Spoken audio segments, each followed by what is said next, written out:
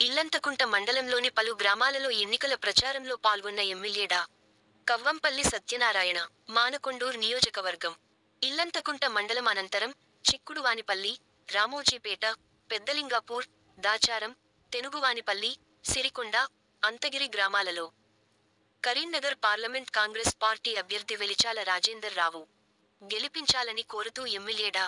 కవ్వంపల్లి సత్యనారాయణ కాంగ్రెస్ నాయకులతో కలిసి ఎన్నికల ప్రచారం నిర్వహించారు. ఈ సందర్భంగా ఎమ్మెల్యే కవ్వంపల్లి సత్యనారాయణ మాట్లాడుతూ, 10 ఏళ్లుగా దేశాన్ని దోచుకుంటున్న దొంగలకు బుద్ధి చెప్పాలి. ఇక్కడ ఎంపీ పోటీ చేస్తున్న బీఆర్ఎస్, బీజేపీ అభ్యర్థులు గతంలో ఎంపీగా గెలిచి ఏమీ అభివృద్ధి చేయని వాళ్లు ఏ ముఖం పెట్టుకుని గ్రామాల్లో ఓటు అడగడానికి వస్తున్నారు అని ప్రశ్నించండి. రాష్ట్రంలో కాంగ్రెస్ పార్టీని గెలిపించారు. దేశంలో కూడా కాంగ్రెస్ పార్టీని గెలిపించడం ద్వారా అభివృద్ధి సాధించవచ్చు. దేశంలో మతం పేరుతో, కులం పేరుతో రాజకీయాలు చేస్తున్న దుష్టశక్తులకు ఈ ఎన్నికల్లో మనం అందరం బుద్ధి చెప్పాలి. కాంగ్రెస్ పార్టీ నుండి ఎంపీగా పోటీ చేస్తున్న సౌమ్యుడు, విద్యావేత్త వెలిచాల రాజేందర్ రావు చేతి గుర్తుకు ఓటు వేసి గెలిపించాలని ప్రజలను కోరాడు.